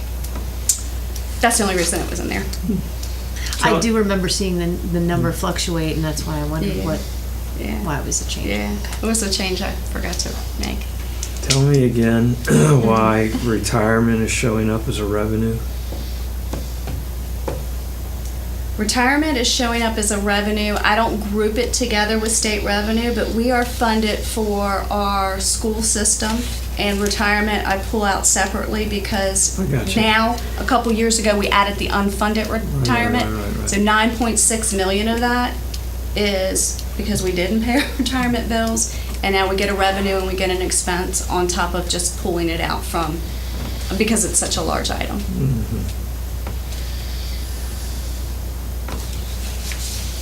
And that would be we as a state, not we Jefferson That's County. correct. That's correct. Anybody watching realize we pay our bills, just maybe the state doesn't, and they don't pay us then either, but. I'm gonna just make a couple more comments on the miscellaneous revenue because in a school system, some of our viewers may or may not know, we don't really have a lot of opportunity to increase our revenue sources. This board, this system has done a good job, and some of those areas are leasing our annex building. It brings a significant amount of revenue in it, and a trend data that has provided a couple $100,000 annually. Our P-card program, $150,000 this year, one that I am personally proud of both in Jefferson County and with our state entirely. Core Energy, Mr. Sturm, if he's watching, I want him to know that this is the one time that we went into an agreement where we do make money, and I've seen a slight trend upward with that for doing nothing other than Dr. Gibson working with Mr. Dingus and making a handful of our schools turn all their lights and tone all their electricity down once a year. By doing that, they see how much we free up on the grid, and they actually give us a rebate check. And some years it's been up to as close as $50,000 annually. And I think that's about it. Okay. Salary and non-salary. So I did want to give you a little bit of data. I think I have it. I may not have it. So what I wanted to tell you is on our total budget, about 81 to 82% is salary and benefits, and the remainder is non-salary. So we've been working on closing our revenue gap, and we've done a lot of hard work. Those numbers look very good in comparison overall to fiscal year 16. We had 1.8% of budget that was unexpended. This year we're down to 1.2. That's an important number because as we have tried to budget to our actual expenditures, we've mirrored that not only in our non-salary departments but also in our salary line items. What that does is tell us what it really takes us to do and operate our general operating fund. And we've done a really good job at it. I think 1.2% is good. I think we can still do better. So the better we get, the more we start getting into trend data analysis. So some of that left over is because we budget for every position for every single day that it's going to be employed. And the reality of that, and piggybacking on Joseph's, we have a hard time recruiting. So therefore, you may have a 200-day position that is only filled 170 days. Or you may have an administrator, like Joseph does, a 240-day position or 220-day position, who we still have not hired somebody this year. Now, we do plug those holes with very generous retirees who come in and assist us, but there's leftover money and that's that carryover. So over the next 3 or 4 years, we'll trend that data out, and then we'll be able to cut that up front so that we're not budgeting for those positions that we don't need to, and we can free up and use those resources in the most economical and maximum way in our system. Non-salary, this one we have been working on for a while. We started 4 years ago, and we started with we're looking at data to do budget to actuals. We then started collaborations with other funds to see where we could help offset. This year I call it the JLT reserve accounting. And what we did was we pushed the envelope a little bit further with our budget managers, and we said, okay, we see 3 years of trend data and you're not using that budget. So this year we put it in a reserve account. So now we're operating at a little bit less, but giving our managers comfort zone to get to the next phase of where we want to take it. Last year, 2016, we were 10.1%, 10.1%. This year, we're at 12.1%, some of that because of the addition in the contingency. But I did want to talk a little bit or quickly about some of those budgets and where we're seeing the significant balances and carrying over, and know that how we addressed it is, we know that overall in your non-salary line items, you have 2.3 million carrying over approximately for 2 years in a row. When you back out your contingency and you back out what your encumbrances are, that takes you down to about 1.5 million. So we do see a trend for the past 3 years that we have that money. How we get our managers to feel comfortable with operating what we see as the trend is the step that we took for our 18 budget, and hopefully next year when we come up and present, we'll have good news in that area as far as filling that revenue gap. Any questions on the non-salary? Trying to think of some of one of the bigger items is the 600 objects, which are supplies, electric and diesel, and obviously gas is something that is difficult to project. Probably a third of that carryover is from fuel. Also, collaboration of funds. We had some funds left over in our Step 7 instruction. So what we're now doing, Mr. Blanc, we had about 220,000 worth of instructional licenses that hit the general fund. That carryover in Step 7 picked up that expense, freeing up that additional 200,000 in our general fund. That's collaboration, and that's collaboration at its best. Now the really good news, which I think is great news. Okay, so general fund. So been talking a lot about revenue gap. It's good news. We still have a lot of hard work, but I did want to take at least 30 seconds to recognize good leadership and good teamwork throughout our system to achieve what we have not been able to achieve in a while. So if you look at our fund balance, which is basically what you have left over after you pay all your bills and you get all your revenue in, we have been trending that for a number of years. We've had what we called revenue gap for quite a few years. That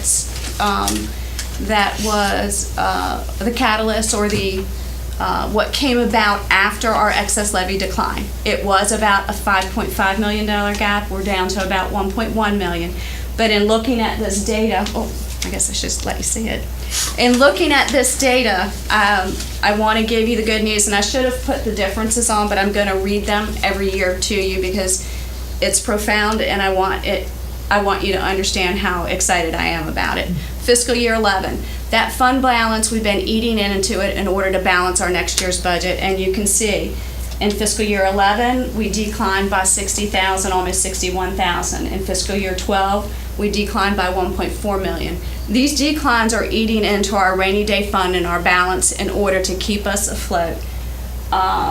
Fiscal year 13, 1.1 million. Fiscal year 14, 149,000 negative into our fund balance. Fiscal year 15, 1.1 million negative fund balance.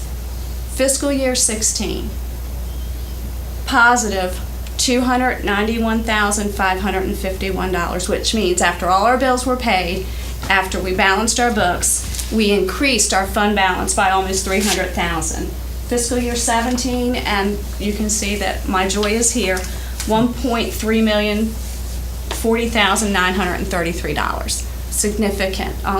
I know it's been 4 or 5 years of hard work, extremely hard work in the last 2 years with new leadership, but it is a great achievement, and kudos to not just the board, but every member of this organization who helped in little ways. A chart just to show you. What do we do with that fund balance? Well, what we do is we back out our OPEB liability to get to it.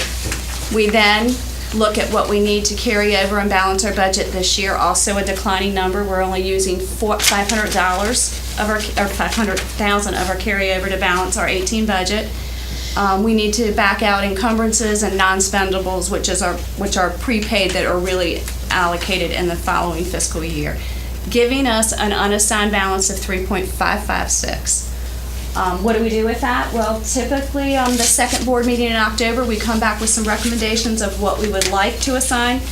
And also, we then usually designate it to our board designated, which is basically our rainy day fund. So at this point, I don't see a lot that we will be asking to assign, with the exception of probably staffing.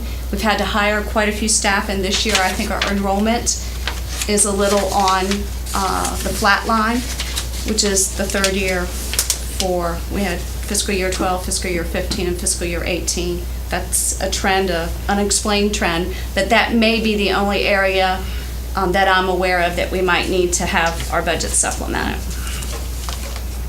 Here's our revenue gap. We've been talking about it since 2012. I know most of you were here for that time. That was the first time that we had the $3 million decline in our assessed values, our excess levy, and we have had a lot of work to do. I want you to look at the revenue gap and where we were in fiscal year 12, approximately 3.7 million, down to projected, and this year of about 1.6 million. So that is significant strides over the past 5 years. It's phenomenal. And in that, you can also see, if you look at your prior year carryover balance, you can see some years to struggle, but you can see that we're consistently lowering that amount. Additional revenue sources, I like to give the board this picture. And we're lucky and it's beneficial that we have these additional revenue sources. When I did this presentation today for JLT, Mr. Blanc asked me to remind you, and I think it was a good reminder, our table game referendum, you can see we collected 2.179 this year. When we started with table games, we were collecting 4.8 and 4.6 million. So about half of what we did. I also want to draw to your attention that this is the first year that our collections exceed our drawdowns. So for table referendum funding, we have two main transfers. Number one, we transfer 1.9 million to our general fund to assist us with capital expenditures within our general fund.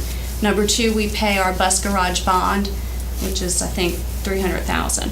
So the two of those together are exceeding more than the collection. The good news is we did not touch that table referendum money for a year before we started spending it.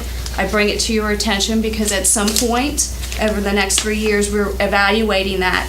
We may need to lower that contribution from 1.9 to whatever our table money stabilizes at over the next 3 years.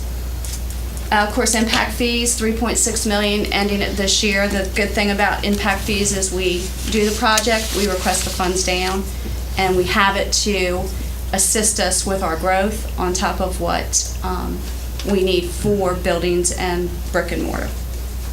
Board designated, when we carry over those funds in the second board meeting in October, you can see the collections are really the transfers that the board designates for that. If we add another 3 million to that, you're looking at a sufficient balance, or not sufficient. 3 million would be what you need, and then as you close that revenue gap to zero, you would want 3 million to stay in that board designated as a reserve and not need it to balance your next year's budget. And we have probably 3 to 5 years to get there, but I think we're on a good track.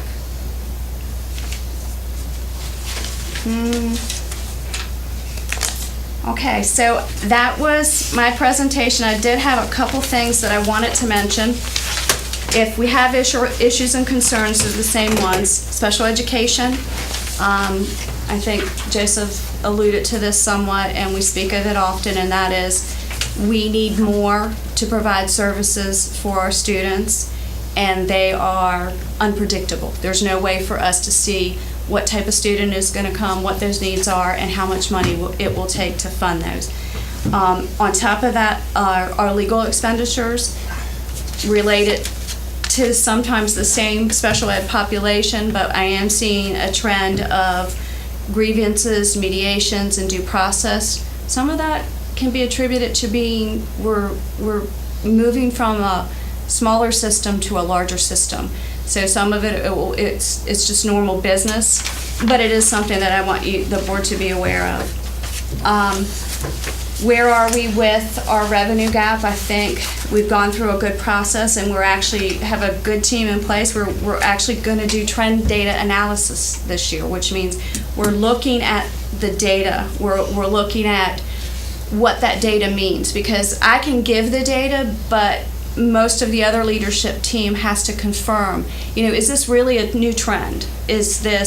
Is something happened, or what are we looking at, or what is going on with that data? And that's exciting, because that is how you optimize and use your financial resources to the best of your ability. It just maximizes everything. We still have financial goals, so even though I'm really excited this year, we still have a revenue gap. We still need to work towards closing that revenue gap and having 3% of a reserve in our accounts at all times after that revenue gap is closed. So it doesn't mean that we can stop working. It means we got to continue to work with automation and work towards that goal. Any questions? Thank you, Ms. Maroon. Questions? I just have a quick question. It's in regards to the impact fee. Balance that you gave us at 6:30, and then the fiscal year 17 collections. Does that show us that we're over $1 million down since the impact fee? It does. I change was actually made? looked at that trend data too, Ms. Ogden, and it's a little more than 50% down, or a little less than 50% down. It's about 55 to 58%.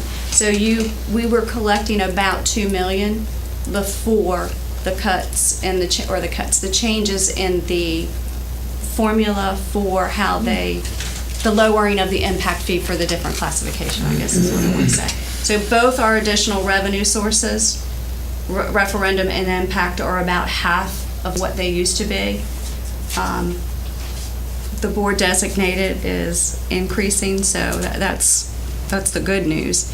But the impact fees and the referendum is not good news, and we're operating with less to assist us with the important things in our system. Because we don't get any money we run this whole school system, we're a $100 million plus organization, and there's nothing in the formula that funds any schools capital improvements. Right. So build a school and, by the way, figure out how you're going to maintain it. Right.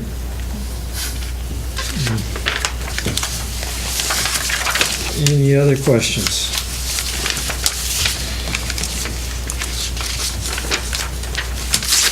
Well, outstanding work. Thank you. Beth, you don't have to go through it now, but on the unaudited, yes. Are there any notes in here that we should pay particular attention to? I don't think there's anything that I would highlight that I haven't highlighted. It does have good information. I think it's more financially savvy, meaning that when you produce financial statements that are district-wide and government-wide, that's full accrual and modified accrual. Gets into those. If we don't collect the revenue within 60 days, it's really comparison data so that we can compare it to the rest of our state. Okay, great. Thank you.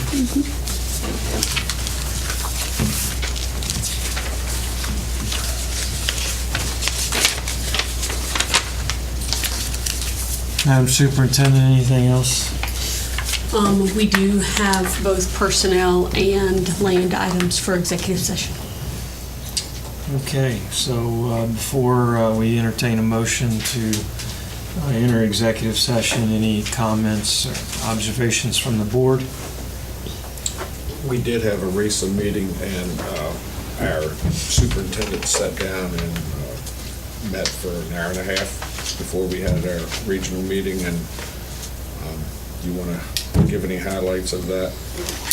Yes, sir, certainly. We will be coming back to this board at the beginning of October, seeking permission to enter into an educational cooperative with some other counties in RESA 8. And at that time, we'll outline which of the previous services we want to continue to engage in because it's cost effective for us, and some that we believe we can be more cost effective if we do them independently. But I will say I think that this REIS-8 is far ahead, both in terms of their fiscal responsibility. They've done a great job managing their finances. They have sufficient funding to continue to operate throughout this year. We're not going to see any loss to our constituents this year because of the state precipitated crisis for REISs. They've been very, very financially prudent, and we'll see our Head Start program continue. None of the services that we provide, there may be some changes in the behind-the-scenes mechanism that we have to use, but we won't see any removal of services from families. Can you share with them how many REISs are going to dissolve entirely? And Oh, yes, sir. 4 of the state's REISs currently are ceasing to exist. They do not have the funds, they don't have a mechanism for gaining revenue, and they are simply folding completely along with all of their employees. at some point, we might provide services to those other areas. To those other areas. Which will help us to generate revenue. Generate revenue for us to survive as a cooperative. Right. The discussion has been that our membership cooperatives we will be looking at developing these services at cost to us, and then being able to sell those services at slightly above cost to folks outside of our consortium to be able to help generate revenue for some of those things and keep our costs down. It's a good business model. It's just been very time-consuming and painful to build it back up on our own. I will have to compliment our superintendents, how they work together to do this, because it has been a lot on their shoulders. They're a good group. Yes. Anything else? Thank you. Do we anticipate any action? Yes, sir. So we'll return to public session to take any action based on the discussion. Entertain a motion to go into executive session pursuant to West Virginia law for consideration of personnel and legal issues. Second? Second. All in favor say aye. Aye. Opposed? Ayes have it. We'll take a 5-minute break, 2-minute break.